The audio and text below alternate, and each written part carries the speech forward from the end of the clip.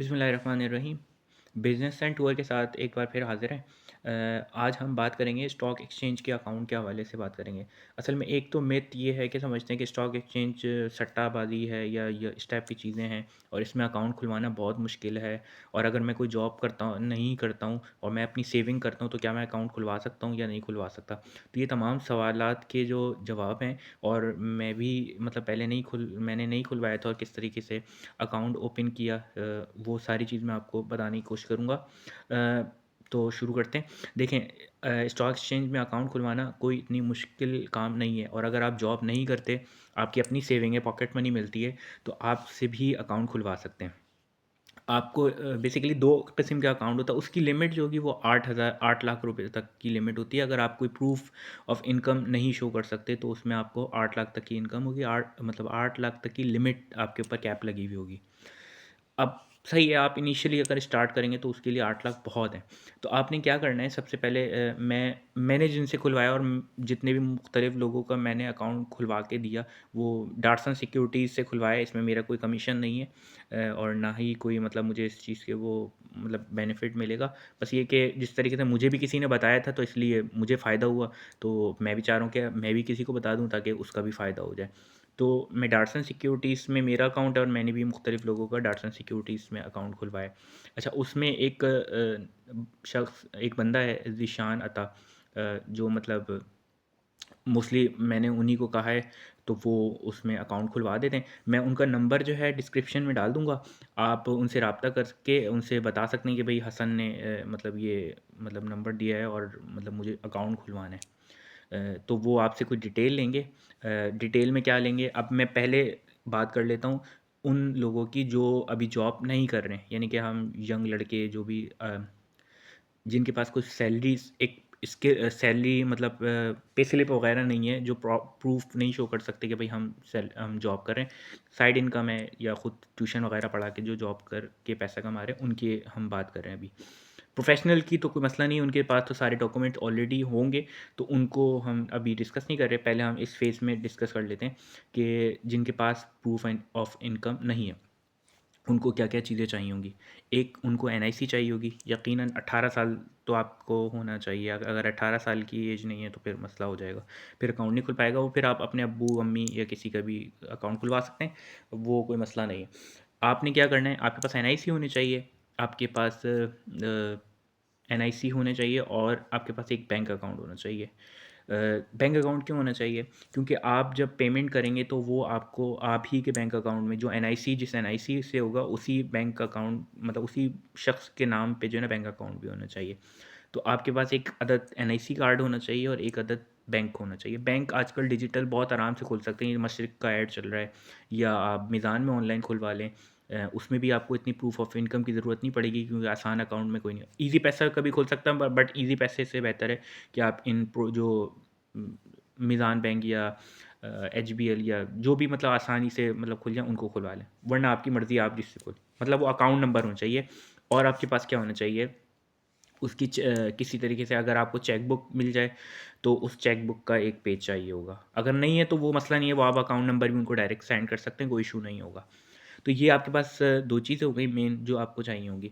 और बिल्कुल ठीक है, ये आपने और अगर आप नेक्स्ट ऑफ किन भी देना चाहें तो वो भी दे सकते हैं। अब आपने क्या करना होगा, इनसे रब्ता करना होगा, और इनसे कहना होगा कि मुझे बैंक अकाउंट खुलवाना है। मिनिमम अमाउंट जो आपको डलवानी होगी, हाँ, तीसरा 5,000 रुपये आपको चाहिए होंगे। 5,000 रुपये आपने अपने किसी को कैश नहीं देना है, किसी को कैश नहीं देना। आपने बैंक अकाउंट से वो जो डाटसन सिक्योरिटीज़ उस पे लिखा हुआ होगा डाटसन सिक्योरिटीज़, उस अकाउंट में सेंड करना है। किसी पर्सन के नाम पे आपने अकाउंट में सेंड नहीं करना है, ये आप याद रखिएगा। डाटसन सिक्योरिटीज़ के नाम पे जो आपका अकाउंट होगा, उसी में आपने पेमेंट सेंड करनी है। तो आप डाटसन अकाउंट उसमें आपको 5,000 रुपये चाहिए होंगे, सही है। तो ये 3 मेन चीज़ आपको चाहिए होंगी जिससे आप स्टॉक एक्सचेंज में अकाउंट खुलवा सकते हैं। अब ये 3 चीज़ आपके पास हो गई हैं, आप क्या करेंगे, उनको देंगे, और ईमेल एड्रेस चाहिए होगा, और आपका जो मोबाइल नंबर है, एक और चीज़, मोबाइल नंबर जो है आपके अपने नाम पे रजिस्टर्ड होना चाहिए। अगर आपके अपने नाम पे रजिस्टर्ड नहीं है तो आपका अकाउंट नहीं खुल पाएगा। वो बाद में जो है वो रिजेक्शन आ जाएगी और आप कहेंगे यार क्या मसला हो गया।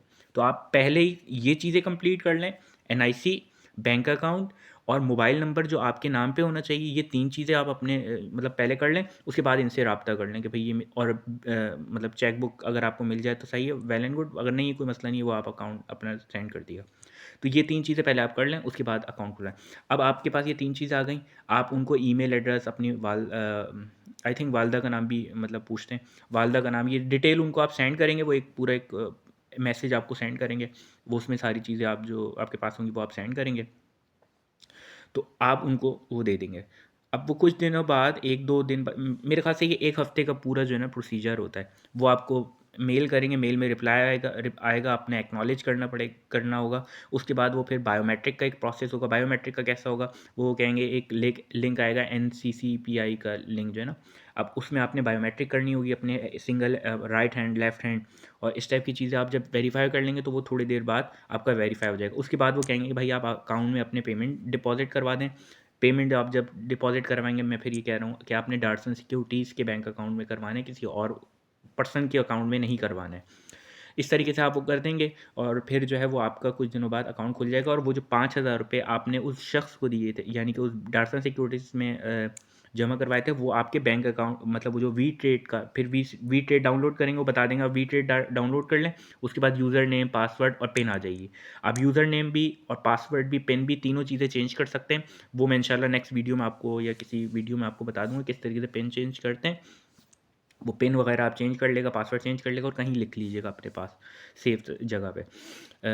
ये आपका हो गया काम, सही है। अब होगा ये कि आप उसके बाद इसको, ये आपकी चीज़ें खुल जाएँगी, फिर वो 5,000 रुपये जो आपने डलवाए थे वो आपको शो हो रहे होंगे।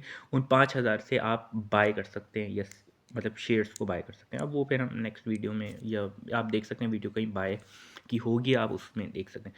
तो इस तरीके से ये पीएसएक्स में अकाउंट खुल जाता है। अच्छा, बैंक अकाउंट आपका क्यों होना चाहिए और क्या वजह हो सकती है? एक तो पेमेंट आप किस तरीके से करेंगे, वो आप बैंक अकाउंट के थ्रू करेंगे, और जब आप डिविडेंड स्टॉक्स लेंगे जिनमें डिविडेंड मिलता है, वो डिविडेंड कैसे आएगा, वो उनको कैसे पता चलेगा? तो वो आपके ही बैंक अकाउंट में आएगा खुद ब खुद। अगर आप नॉन फाइलर हैं तो अगर आप फाइलर हैं तो 15% टैक्स कट कर आपको मिल जाएगा, और अगर नॉन फाइलर है तो 30% टैक्स कटने के बाद वो डिविडेंड आपके बैंक अकाउंट में ऑटोमेटिकली जो है वो शिफ्ट हो जाएगा। अच्छा, मैं मतलब कोई एक वो तो नहीं है, मगर मैंने जो तजुर्बा किया और चीज़ें वो की, तो मैं आपको ये मशवरा दूंगा कि आप अभी ट्रेडिंग की तरफ नहीं जाइएगा।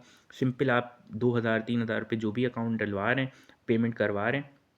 अच्छा, पेमेंट कैसे डलवाएँगे बात है, आपको वो एक समझ लें एक बंदा आपके ऊपर वो कर देंगे कि भई आप इनसे जो है ना राब्ता करें, या इनको अगर पेमेंट करनी हो, अच्छा मेरे उस केस में तो रज़ा है, तो मैं रज़ा को स्क्रीनशॉट सेंड करता हूँ, डार्सन सिक्योरिटी के अकाउंट में सेंड करने के बाद वो स्क्रीनशॉट उसको दे देता हूँ, तो वो कुछ देर में 10, 15, 20 मिनट में ना अकाउंट में मेरे ट्रांसफ़र हो जाते हैं। यानी कि वी ट्रेड की ऐप में पेमेंट शो हो जाती है, मैं उससे बाय या सेल कर लेता हूँ।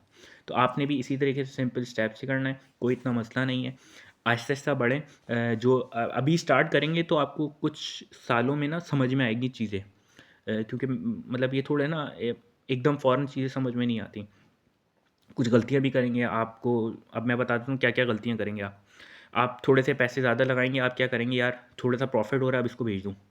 और फिर जो है कि थोड़ा-सा नुकसान नज़र आएगा तो आप कहेंगे यार ये मैंने गलत शेयर ले लिया, इसको बेच दो। तो पहले ही आप जो है ना वो शेयर्स लेगा जो आपको अभी मतलब बेचने की ज़रूरत ना पड़े। अगर कम नीचे भी हो रहा हो तो उसका कोई मसला ना हो, आपको फ़ौरी पैसे की ज़रूरत ना हो। लेकिन स्टॉक मार्केट जो है ना इस तरीके से आपको इनकम नहीं देती, जैसे फॉर एग्ज़ाम्पल आपने किसी बैंक में पैसे जमा करवा दिए तो हर महीने आपको पेमेंट मिल रही होती है, या हर साल आपको फॉर एग्ज़ाम्पल अगर 10.5% इंटरेस्ट रेट मिल रहा है तो वो मिलता रहता है। ऐसा स्टॉक मार्केट में नहीं होता है। स्टॉक मार्केट में रिटर्न अच्छा है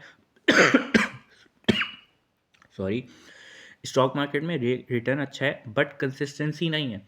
यानी कि फॉर एग्जांपल एक साल में उसने 35% दे दिया, फिर 30% दे दिया, फिर -30% दे दिया, फिर पॉजिटिव 40% दे दिया, 50% दे दिया, तो कंटिन्यूसली सेम रिटर्न नहीं होता, अप एंड डाउन बहुत सारे फैक्टर्स में इन्वॉल्व हो रहे होते हैं, तो उस लिहाज से वो बेसिकली आपको देता है। मगर कुछ ना से हाँ बेहतर है। आज आप इन्वेस्टमेंट करेंगे तो आप आहिस्ता आहिस्ता करके कुछ अभी आपके पास कुछ भी नहीं हो रहा है ना, मतलब आपके पास कुछ भी नहीं है, तो उससे बेहतर है कि कहीं पे इन्वेस्टमेंट कर ली जाए।